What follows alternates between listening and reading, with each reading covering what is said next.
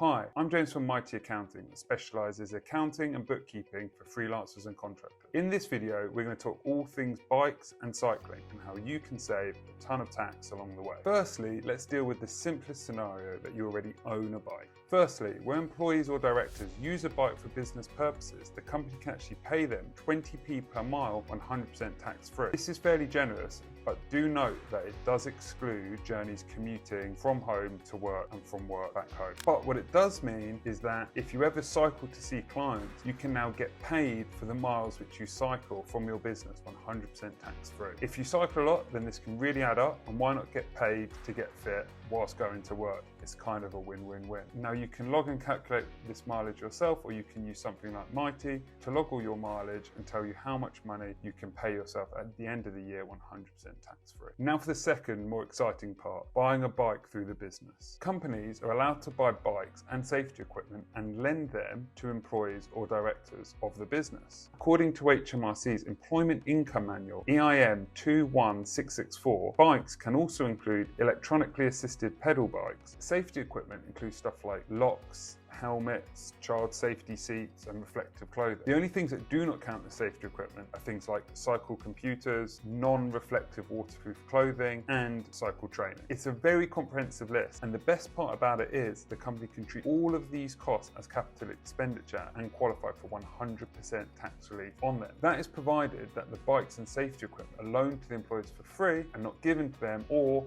hired to them. That is a huge benefit if you're a director of a company and are thinking about buying a bike anyway. Let's put some numbers on it to show you just how big those savings can be. So let's assume you want to buy a fancy new e-bike that costs £2,500 excluding VAT or £3,000 including VAT, something like a van move. If you wanted to make this purchase personally, you would have to issue a further £4,528 of dividend. This percent, in this example, to be left with £3,000, you would have to issue £4,528, giving rise to a £1,528 of income tax to leave you with the £3,000 you need to afford the bike after tax. So, in effect, the bike really costs you £4,528 after we factor in tax. Make sense so far? Okay, great. Now let's compare the cost buying it through the business. Now, if the company buys the bike, the first thing which it will do is recover the £500 of VAT which is being charged on the bike. This leaves the company with a net cost of £2,500 on which it can claim corporation tax relief. In this case, let's assume your business is taxed at 19% corporation tax. The total corporation tax relief, therefore, on £2,500 would be £475.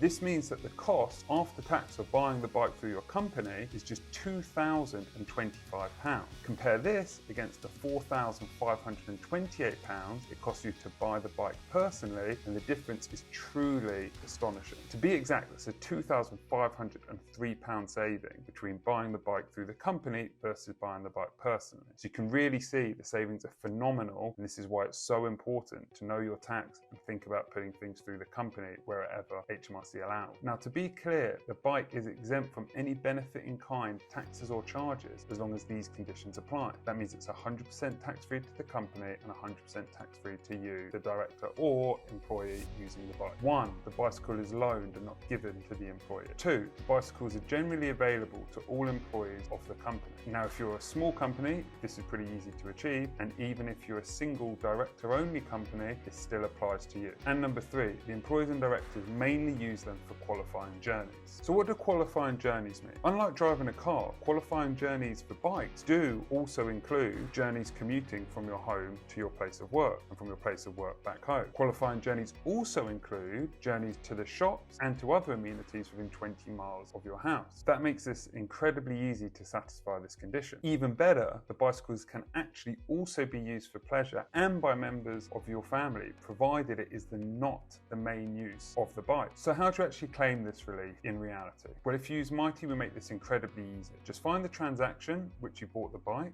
click it, and then go to the Equipment tab and select Bike. We'll then apply all the tax deductions and savings for you. If you're not with Mighty, you'll need to tell your accountant that you bought the bike for this purpose, and they should then be able to process the accounts accordingly. If they've not heard of this rule before, we'll also leave a link to HMRC's employment manual in the YouTube description. Alternatively, you can switch to Mighty today and we'll take care of sorting your books, your end of year accounts, and save you a lot of tax along the way. Now, I hope this video was helpful and has potentially saved you thousands of pounds of tax, especially if you were considering buying a new bike anyway. Please let me know questions and I'll answer them for you. If you found this video useful, please like and subscribe so more videos like this can find their way to you. See you in the next one.